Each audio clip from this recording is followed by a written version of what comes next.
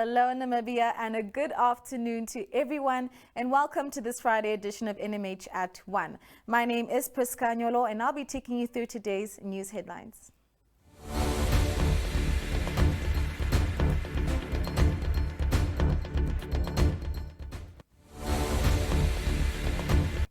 In news from around the country, the Namibian Statistics Agency NSA recorded improved performances in the agriculture and forestry, information and communication technology and health sectors, the latest Producer Precise Index report indicates. The Minister of Sport, Youth and National Service, Agnes Shongarero, on Thursday launched the Youth Self-Employment Horticulture Project at Dorbadas yesterday. The project aims to ensure food security in the country, increase productivity, skills enhancement, and to generate income for youths in peri-urban and rural areas by testing cost-effective and scalable market-based solutions to strengthen micro-entrepreneurship opportunities and to build institutional infrastructure for future interventions in the sector. Kavango East Regional Director in the Ministry of Health and Social Services, Timia Aguirre, said the region has experienced more than 600 people who abandoned their antiretroviral treatment, which is also known as ART, because of hunger and poverty. And now we move on to the COVID news for today. Over the 7 days up to Wednesday, Namibia on average recorded 95 new cases of COVID-19 per day. In the preceding week, the average was 117. This means that 22 fewer cases each day. The average for Windhoek has further decreased from 63 cases per day to 52. Our Friday COVID-19 monitor last week showed 14 locations with an average of 2 or more cases per day. This number has decreased to 11 towns. Lower daily averages have also been recorded in Walvis Bay with 3 cases per day, Swakopmund 4 cases, Reheboth 5 cases compared to 7 per day during the previous week, and Keetmanshoop with 2 cases. In Rundu, Otjiwarongo, Gebabes and Karasburg, averages decreased to only 1 new case per day. Averages remain the same for the districts of Oshakati with 4, Okahanja also 4, and Usakos with 2. Daily averages increased in the following health districts. Mariental moved up from 3 to 5 cases per day, Onanjokwe from 2 to 3, and Enana from 1 to 3. We do encourage everyone to keep on adhering to measures that will protect you as an individual, your community, and the rest of our nation. Let's go for a quick ad break, and I'll be right back with the video.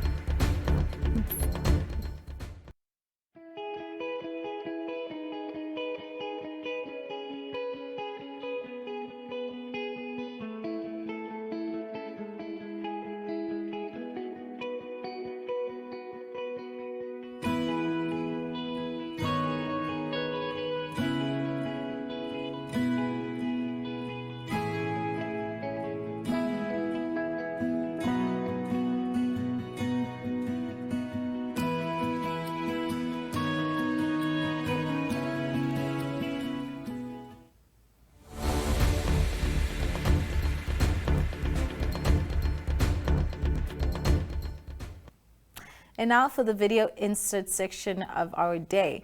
From our southern border, Elizabeth Joseph reports how the Anglo-American Namibia Foundation, in partnership with the De Beers Group, handed over port health facilities at the Noord-Oever and Armsvlei border.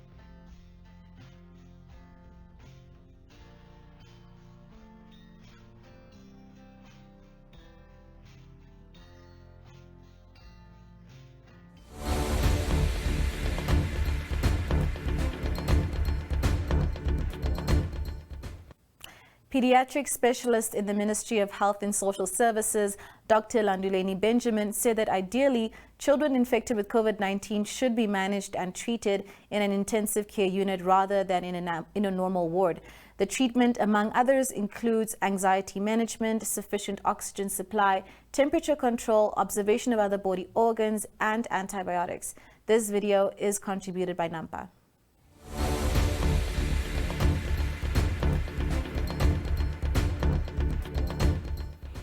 A number of them, especially children, they are very sensitive when they get sick. Ideally, they should be managed in an ICU setting, not in a normal ward. And you need to have monitoring around them. And among those monitoring, we need to make sure that their oxygen saturation is adequate. They are not hypoxic or they are not deprived of oxygen per se. That we manage anxiety because they may be anxious because now they are alone, the parents are somewhere else, and we need to manage that aspect because the nurses are not a stranger to them. And in these days, we wear this mask and we also add PPEs, which are also very unfamiliar to them. So they cannot identify who this individual is. So we have a problem already from that point on. But coming to the specific management, we would like to make sure that if they need oxygen, is provided. We usually use masks. We can also use nasal cannulas. But more importantly, we may have to look at things like nasal CPAP that provide a little bit of pressure and oxygen. Again, we don't want as much pressure, but we need to have enough adequate oxygen supply to them. And of course, we have to look at, because this is a multi-system disease, so they can be affected. Other systems may be involved. And among them is the heart. We have seen more and more cases of aortic aneurysm being reported in children. We also have seen renal involvement. We have seen other organs involved. So we need to make sure that all those things are being looked after. And more importantly is the whole issue of thrombotic events where they tend to clot quite easily. And we may have to look at blood thinners, etc. And then obviously if there are co-infections, because COVID does not act alone. It seems to have a lot of partners. And along the way are some bacteria that may just find its way in these children. So we need to try as much as we can to provide them with antibiotics. We tend to use, and if you look at, there are obviously different regimens, but in our setting, we tend to favor rosafin and vancomycin in these children. And we tend to add Zithromax as well. Just part of those are the 2-3 antibiotics that we tend to use a bit more common. And of course, we need to make sure that temperature control is done appropriately. We don't want to crush it, but also we don't want them to be uncomfortable because the temperature is way too high, and etc. So just few things, and obviously make sure hydration status is good, without overhydrating them, because if we overhydrate them, we can flood the lungs and then we cause a new problem. So those are just few things that we do, and those are usually the severe disease, but by and large, and a whole lot of them do not require us to go that distance. It's more of just managing them in the ward. And bigger kids are managing a lot better than the tinier ones. So the smaller they are, the more likely to present with severe disease.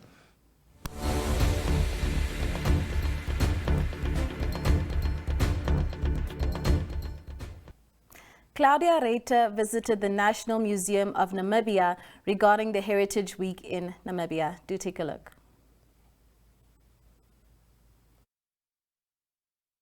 My name is Randy, and I'm a documentalist here at the National Museum of Namibia. And today, or rather this whole week, we are celebrating Heritage Week.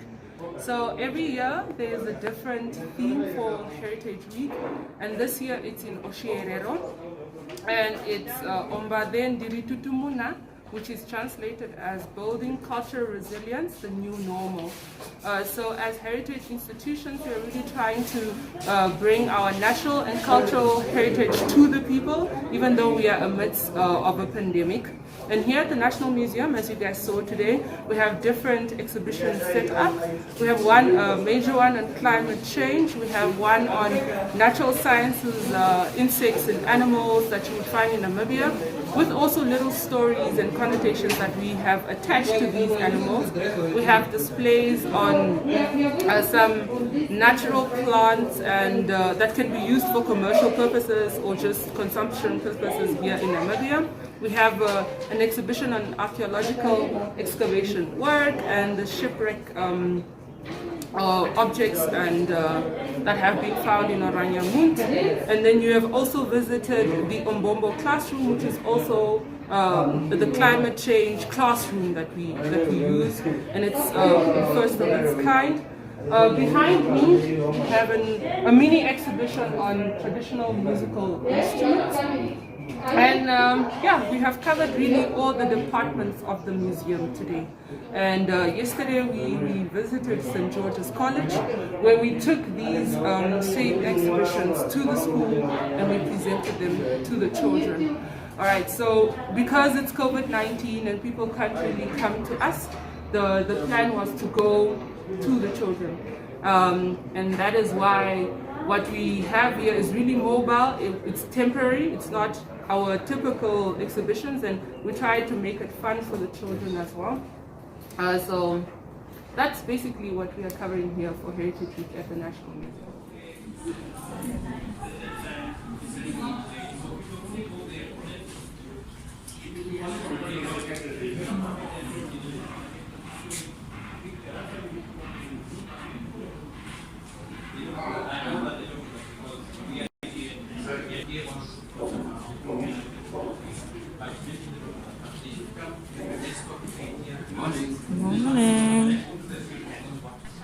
I'm a curator at the National Museum of Namibia.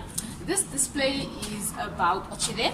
Ochide is ochre, and it's used mainly by Ovahimba women. It's also used by other ethnic groups such as the Awambo, who call it Oshide, as well as the Nama ladies, among others, who call it Sawi. Alright, so what is ochre? Ochre is any earth that contains sufficient iron oxide or iron hydroxide to create either a red or yellow pigment in the rock. So the Ovahimba women have, since they arrived in Namibia, mined Ochide from one mine in Namibia. It's located in Oviende, which is a locality between Sesfontein and Opuo. Today the mine is 10 to 12 meters deep, and at the base of it, it is round about 2 meters wide. And if you look at this picture, that is a picture of how the mine looks inside.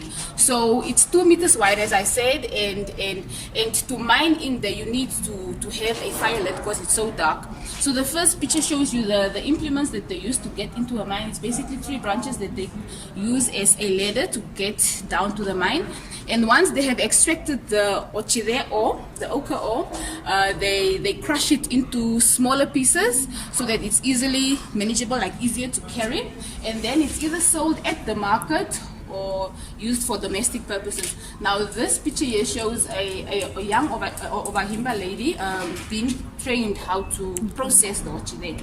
Okay, the bottom picture here shows the grinding process. On the right hand side it's semi-processed Ochide, and on the left hand side it's complete. So the Ochide is ground with a sandstone, coarse sandstone slab and a smooth rock. So these rocks here is how they are sold at the market. So you take this and crush it, and then you have to grind it until a baby powder like consistency is formed. Okay, now the picture up here shows in the far left hand corner there the storage containers for Ochide. It's usually, or traditionally, it's cow horns that are cut and blocked on both sides with leather, but conventionally they also use empty cream jars. This here is Omadodo Ngombe, which is clarified butter, and the clarified butter is mixed with the Ochide, and then a paste is created and that you apply on your body. So now I need to make it clear that you don't store the Ochide and the butter together as a paste already. You mix it on a daily basis and then you apply that onto your body.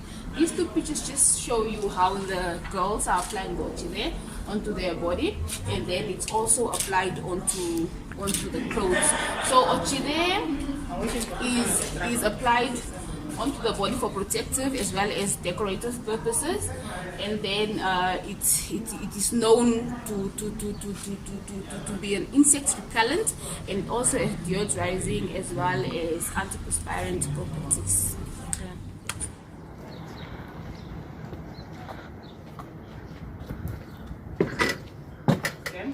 Now, welcome to the Ombongo Mobile Classroom.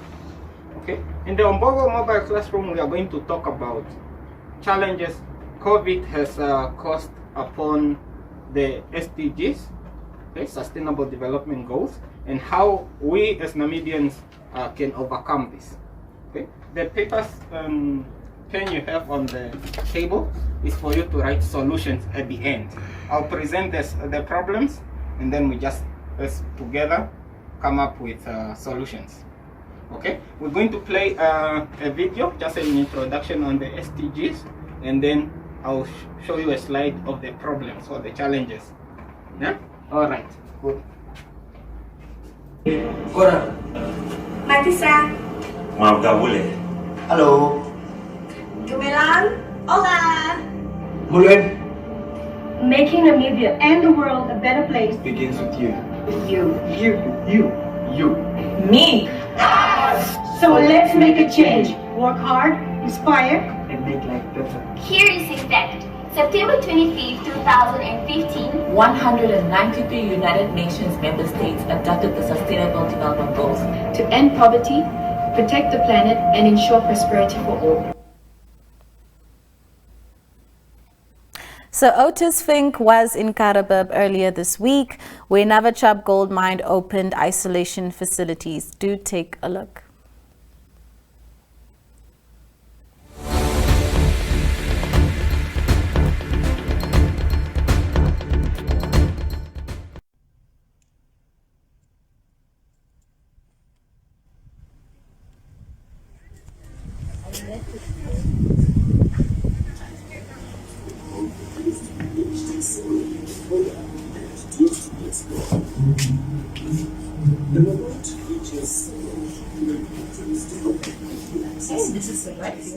We are talking to Mr. Richard Gewers, the resident engineer for Navachab Gold Mine. How are you, sir? That is correct. No, I'm fine, thank you. Tell us about your facility. Yeah, the facility can cater for 4 people, and if couples are involved, we can cater up to 8 people.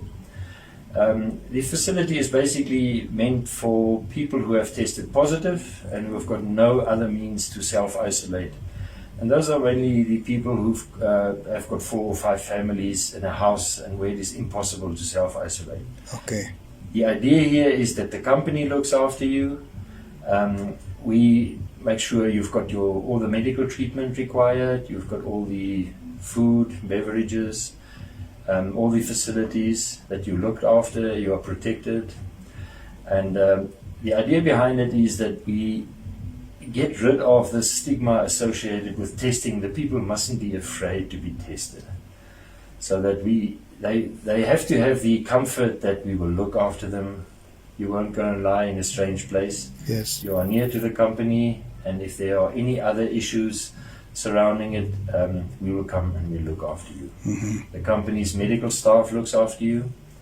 Obviously, the Ministry of Health and Social Services have got unrestricted access to the place.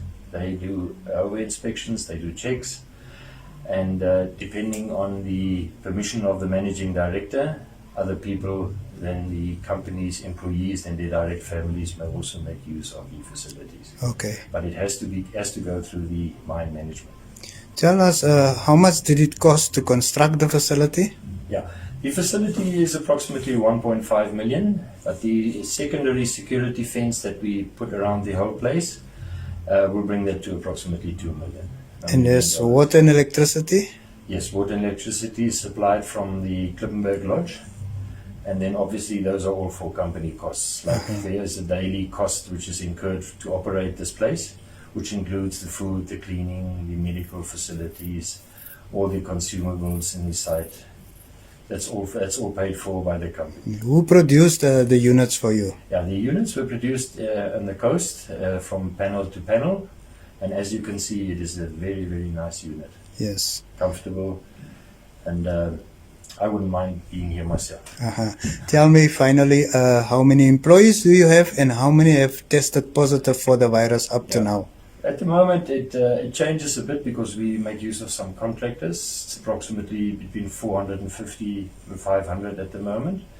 And I think the latest one is that we've got about 14, 15 people who have tested positive. Thank you so much, sir. Okay, thank you.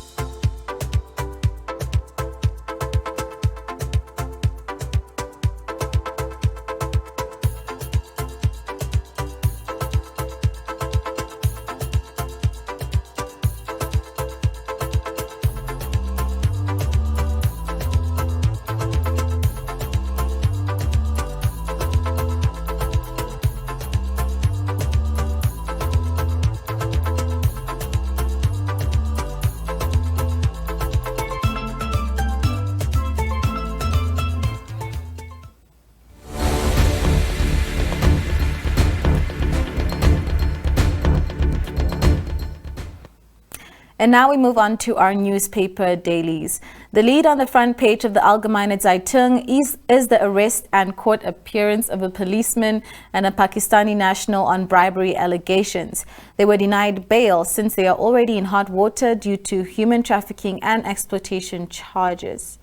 On the front page of the Namibian, Lazarus Amukeshe reports that economic activities between April and June this year decreased by around 4 billion Namibian dollars when compared to last year, an 11.1% shrinkage and the worst ever. On the front page of the New Era, parliamentarians were given a glimpse of the total value of the state's asset register, with Finance Minister Iphu Bushimi saying that the latest electronic register stood at around 11.9 billion Namibian dollars. On the front page of the Namibian Sun, the focus is on a string of high-profile unsolved murder cases that are piling up in Namibia. Leading the Republican, a prominent Windhoek lawyer says that regulations announced by Health Minister Kalumbi Shangula yesterday surrounding COVID-19 restrictions are unconstitutional. See more on this issue inside the Republican as well. And now we move on to the inside of our newspaper dailies. Inside the Namibian, a mother shares her story of how her baby suffered brain damage, allegedly at the hands of his babysitter. While inside the AZ, Steffi Balsa reports that the right of access to information has not yet been enshrined in Namibian law. According to experts, this right has an impact on many other areas of life. The same report featured on page 1 of the AZ is echoed on page 3 of the Namibian Sun. That of a Pakistani national who was out on bail for human trafficking and rape, who now also stands accused of bribery. Inside the New Era, PDM parliamentarian Johannes Martin has taken to Parliament the plight of street vendors, saying they are an integral part of the country's urban economy. And inside the Republican, Henriette Lamprecht reports that up to 23% of grade 11 and 12s from a school in Windhoek have not returned to the classroom, and that there is a serious worry about teenage pregnancy, specifically amongst grade 8 and 9 learners. Also inside Republican is the popular Coleg publication.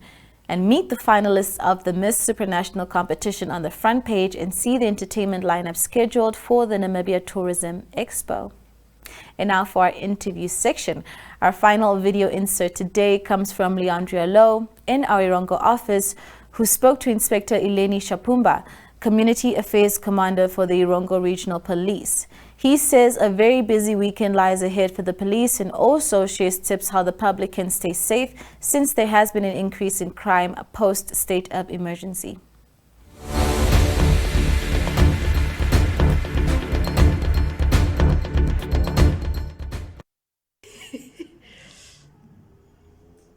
With me here is Inspector Eleni Shapumba, Commander for Community Affairs, Irongo Regional Police. How are you this morning, sir? Fine, thank you. So we have a very busy weekend ahead of us. It's end of the month. It's post state of emergency. What are you expecting and what are you telling the people out there to not do this weekend? Yes, based on the past weekend experiences, that immediately after the state of emergency was lifted, we observed that behaviors of the people leaves really a lot to be desired. Some of them, we have law-abiding citizens, we have responsible citizens, but we have also those ones, perhaps we think they feel as if whether you bring back the lockdown or you remove it, they don't lose anything. As a result, they are behaving so recklessly. Mostly the young people. We had the situations of people dancing too much at the drinking places, also uncontrolled by those that are in charge of the drinking places. And we were perhaps thinking that maybe people were dancing away the state of emergency. But past experience also tells us that particularly end of the month, 25 and 30th, yes, the movement of people increases during that time of that period of the month. So we anticipate the movement of the people to be even more worse compared to the past experience when we only had teachers, the bankers, and the police officers who received their monthly pay. Yes. Yeah, gifts. Yes. Monthly gifts. So what we are saying is we are anticipating the crime. Surely crime has picked up. We anticipate it also to increase, particularly the assault-related cases, if people do not adjust their behavior. Yes. And we want people to adjust their behavior. We don't like crime. We have intensified our operations. The commanders are under instructions by the regional commander to ensure that the patrol is done and anybody that is going to do anything wrong is held accountable or taken in so that we can keep the environment very peaceful, very safe, and very conducive for every person to live, particularly here in the Irongo region. In the past weekend, we had a group of about 20 young men that traveled. Some came from Windhoek and Swakopmund. They were here in Wolfsburg. They moved from one drinking place in Kwisatmund to another one in Putarani, and then to another one in Kwisatmund. And they are committed and determined to ensure that they rob, they take whatever they want from you, valuables, cell phones, money, shoes. And when they grab these things from you, they can even go outside quickly and change what they are wearing. If the t-shirt was worn upside down, they wear it correctly, then we'll not be able to confuse the people yes, at the drinking places. So we want to urge the public to say, if you are going to the place of entertainment, go for the purpose of entertainment. And I can tell you this young man had even panga. One of them was swinging a panga in the air. We have a video here, but we're after them. So what we are saying is, if you are going to a place of entertainment, be kind and don't take a panga, because that is heartless. Yes. In a democratic society, in a peaceful country, independent country, we want to hate one another with a panga. How do we become heartless in that way? Why should we become such heartless citizens? So we also to remind the public to say that at the drinking places, it seems like it's becoming also danger, because if a person is going with a panga, then it means it's dangerous. The owners of the premises should make sure that there's security at their places. If there's no security, let them report that matter immediately to the local police. If the local police station is not responding, there's a local police station commander.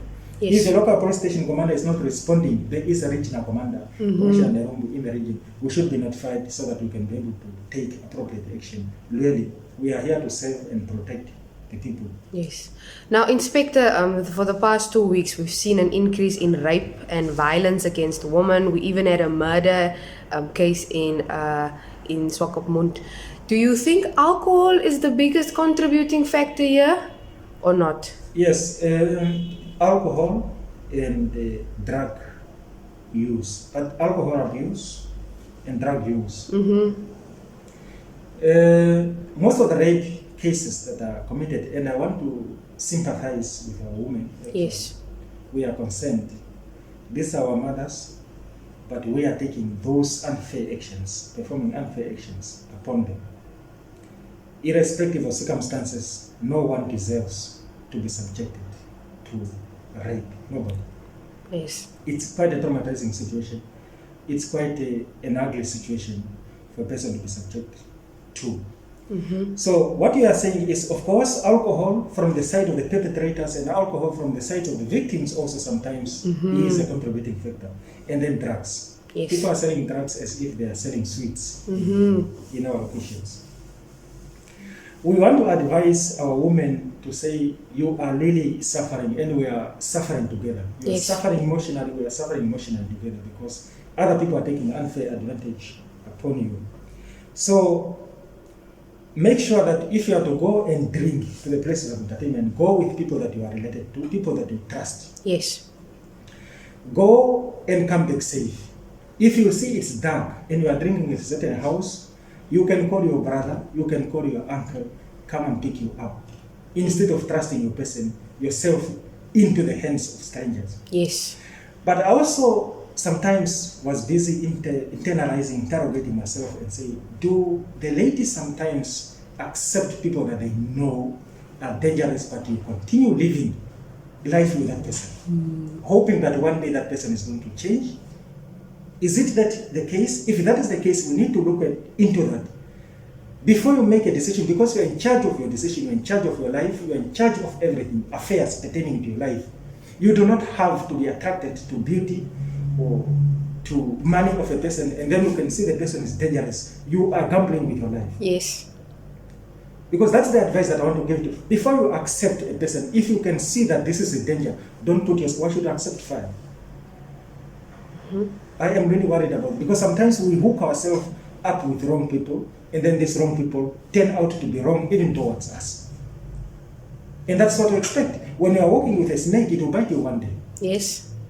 If you are walking with a lion, it will bite you one day. If you put your hand in the mouth of a lion, it will bite you one day. So that's the advice that I want to give to our sister, to say, don't walk with a snake, hoping that the snake is going to protect you from the rest of the people. It's going to bite you one day. This is a snake. Thank you. Exactly. Thank you, Inspector.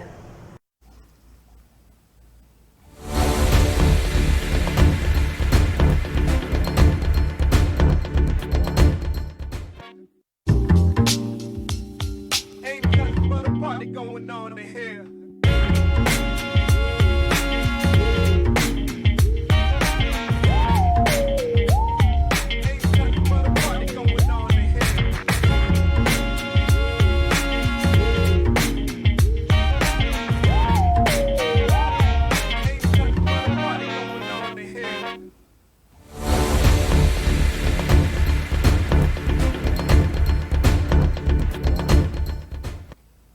And that is all for this week. Do stay tuned for the weather report, and I look forward to seeing you again next week. Stay safe and goodbye.